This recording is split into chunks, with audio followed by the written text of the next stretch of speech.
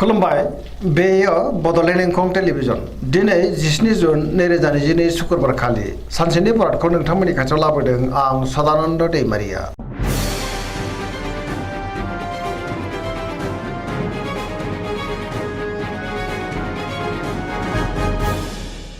सिगां फरायनो लादों मेष राशि गिबि हांखो अ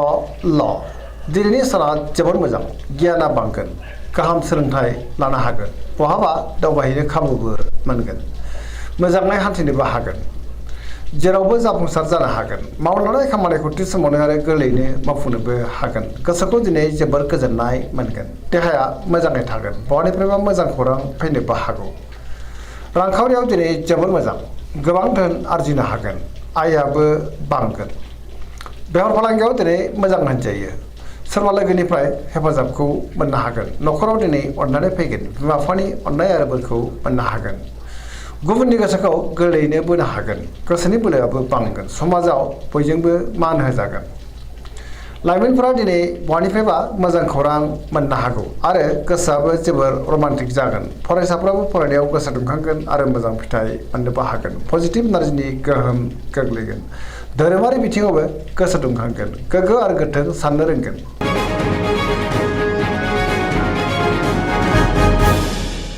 वृष राशि गिबि हांखो इ उ ब दिनैनि साना जोबोर मोजां गोग्गो आरो गोथों साननो रोंगोन गियाननि आंखाल जानाय नङा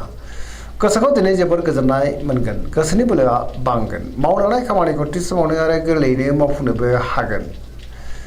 मिथियैखौ मिथिगोन आरो रोङैखौ रोंगोन समाजाव मान मोननो हागोन रांखावरियाव जोबोर मोजां होनजायो गोबां धोन आरजिनोबो हागोन बेफार फालांगियाव दिनै जोबोर मोजां मुलाम्फा मोननो हागोन गोबां मुंदांखा सुबुंजों लोगो मोनज्लायनोबो हागौ न'खराव बिसि फिसायनि गेजेराव अननानै फैगोन देहाया मोजाङै थागोन गुबुननि हेफाजाब मोननो हागोन जायखि खामानि मावा मानो मोनफ्रोमबो खामानिखौनो दिनै मोजाङैनो मावफुंलांनो हागोन लोगोफोरनि अनसायनाय मोननो हागोन गोसोनि साननाय आरो लुबैनायफ्रा दिनै मोगथाङाव जाफुंगोन पजिटिभ एनार्जिनि गोहोमबो गोग्लैगोन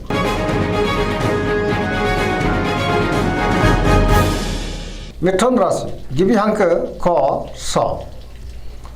दिनैनि साना मोजां आरो गाज्रिनि गेजेरजों बाबेनलांगोन नेगेटिभ एनार्जिनि गोहोम गोग्लैनो हागौ सांग्रां जानाया गाहाम मोनफ्रोमबो बिथिङाव जाफुंसार जानो गोब्राब जागोन गियाननि आंखाल जानो हागौ गोसोखौ दिनै जोबोर उसुखुथु मोनगोन गोसोआ जोबोर आला खाला जागोन देहाया मोजाङैनो थागोन रांखावरियाव बारा मोजां नङा बेफार फालांगियाव बारा मोजां नङा गोबां खहा जानांनो हागौ सांग्रां जानाया गाहाम न'खराव बिमा बिफानि अननाय आरो बोरखौ नाथाय मोननो हागोन समाजाव मान मोनगोन गोसोनि बोलोआ अब्लाबो लोरबां जागोन मावलांनाय खामानिखौ मावफुंनो गोब्राब जागोन सोरबा लोगोनिफ्राय हेफाजाब लानांगोन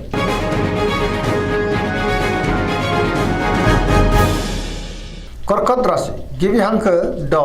ह दिनैनि साना बारा मोजां नङा गोसोखौ दिनै जोबोर गुलाय गुजाय मोनगोन सोरबा लोगोजों रायखोमाजानोबो हागौ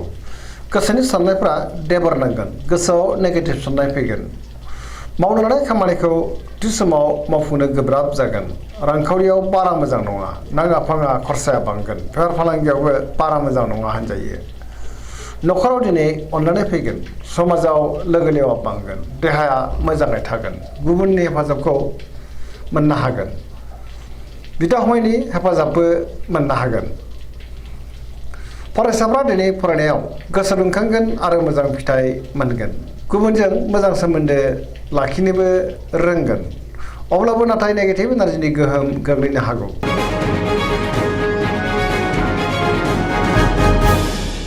सिंह राशि गिबि हांखो म ट दिनैनि साना मोजां आरो गाज्रिनि गेजेरजों बाबेनलांगोन गोसोआव नेगेटिभ साननाय फैगोन मावलांनाय खामानिखौ मावफुंनो हागोन सोरबा लोगोनिफ्राय हेफाजाबखौ मोननो गोब्राब जागोन लोगो लेवानि आंखाल जानो हागौ बहाबा दावबायहैनो बा हान्थिनो खाबु मोनगोन रांखावरियाव जोबोर मोजां अब्लाबो नाथाय खरसायाबो बांगोन मोननो गोनां धोनखौबो दिनै मोननो हागोन बेफार फालांगियाव मोजां मुलाम्फा मोनगोन गोसोनि साननायखौ गुबुननो फोरमायनो हागोन न'खराव एना एनि फैनो हागौ गोसोनि साननायफ्रा गोरोबलायाबो जानो हागौ समाजाव मान मोननो गोब्राब जागोन गुबुननि गोसोखौ बोनो हानाय नङा देहाया मोजाङै थागोन गुबुननि थाखाय गोबां मोजां खामानि मावनानै होनोबो हागोन अब्लाबो नाथाय गोसोआ जोबोर आला-खाला जागोन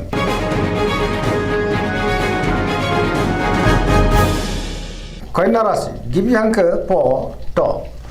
दिनैनि साना जोबोर मोजां गोसोआव पजिटिभ साननाय फैगोन गोथों आरो गोग्गो साननो रोंगोन गियाननि आंखाल जानाय नङा रांखावरियाव दिनै जोबोर मोजां नाथाय अब्लाबो खरसायाबो बांगोन बेफार फालांगियाव जोबोर मोजां मुलाम्फा मोननो हागोन देहाया मोजाङैनो थागोन गोबां मुंदांखा सुबुंजों लोगो मोनज्लायनो हागौ न'खराव अनलायनाय फैगोन गोबां खामानियाव मुखुबबो थागोन सोरजोंबा बाख्नाय जानोबो हागौ आरो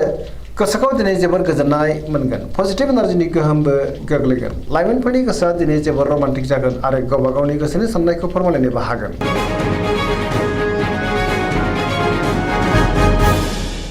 तुला राशि गिबि हांखो र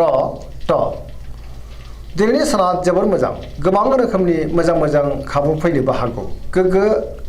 गियान फैगोन गोसोनि बोलोआ बांगोन गोसोनि साननाया दिनै जाफुंनो हागौ मावलांनाय खामानिखौ थि समावनो आरो गोरलैयैनो मावफुंनो हागोन देहायाबो मोजाङै थागोन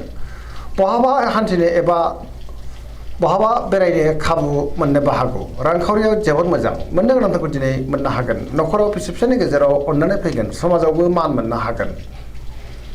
बेफार फालांगियाव जोबोर मोजां गुबुननि गोसोखौ गोरलैयैनो बोनो हागोन लोगोफोरनि हेफाजाबखौबो मोनगोन गोदान थांखि लानो रोंगोन सेंग्रा सिख्लाफोरा जोबोर रमान्टिक जागोन आरो गावबा गावनि गोसोनि साननायखौ फोरमायलायनोबो हागोन पजिटिभ एनार्जिनि गोहोमबो गोग्लैगोन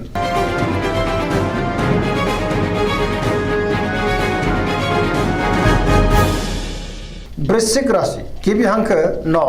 स दिनैनि साना जोबोर मोजां अब्लाबो नाथाय गोजोननि आंखाल जानो हागौ पजिटिभ एनार्जिनि गोहोमबो गोग्लैगोन समाजाव लोगो लेवा बांगोन सोरबा गोजाम लोगोजों बहाबा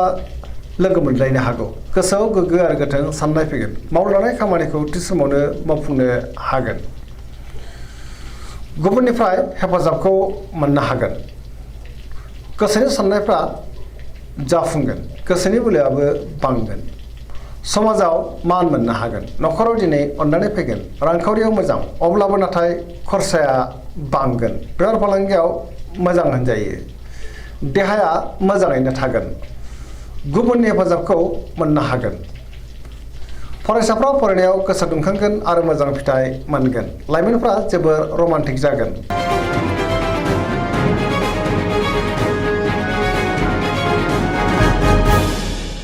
धनु राशि गिबि हांखो ढ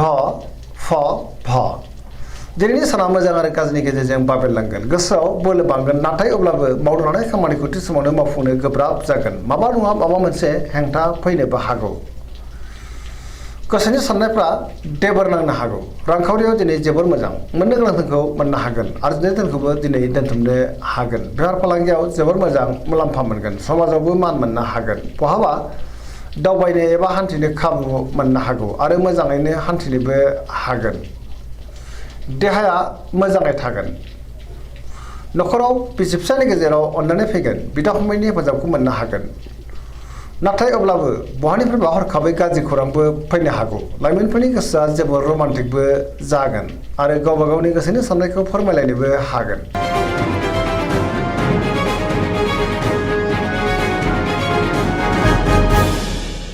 मकर राशि गिबि हांखो ख ज दिनैनि साना जोबोर मोजां गोसोनि साननायफ्रा जाफुंगोन मावलांनाय खामानिखौ थि समावनो आरो गोरलैयैनो मावफुंनोबो हागोन रांखावरियाव जोबोर मोजां होनजायो अब्लाबो नाथाय खरसायाबो बांगोन मोननो गोनांखौबो दिनै मोननो हागोन आरजिनाय धोनखौबो दोनथुमनो हागोन बेफार फालांगियाव मोजां मुलाम्फा मोनगोन गोबां मुंदांखा सुबुंजों दिनै लोगो मोनज्लायनोबो हागौ गुबुनजों मोजां सोमोन्दो लाखिनोबो रोंगोन मोनफ्रोमबो खामानिखौनो दिनै मावफुंलांनो हागोन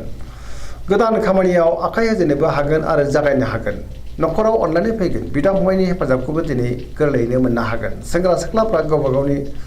गोसोनि साननायखौ फोरमायलायनो हागोन आरो गुबुनजों मोजां सोमोन्दो लाखिनो रोंगोन फरायसाफ्रा फरायनायाव गोसो दुंखांगोन आरो मोजां फिथाइ मोननोबो हागोन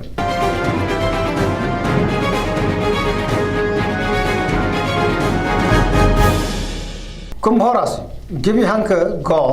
स दिनैनि साना जोबोर मोजां गोसोखौ दिनै जोबोर गोजोननाय मोनगोन मावलांनाय खामानिखौबो थि समावनो आरो गोरलैयैनो मावफुंनोबो हागोन बहानिफ्रायबा मोजां खौरां फैनोबो हागौ समाजावबो दिनै गोबां मान मोननो हागोन गोबां मुंदांखा सुबुंजों लोगो मोनज्लायनोबो हागौ। रांखावरियाव जोबोर मोजां। बहानिफ्रायबा गोबां धोन मोननोबो हागोन आरो आरजिनोबो हागोन। देहायाबो मोजाङै थागोन।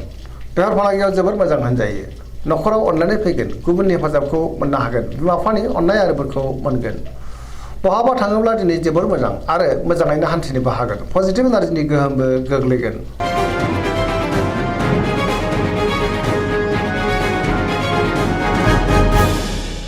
मीन राशि गिबि हांखो ड स।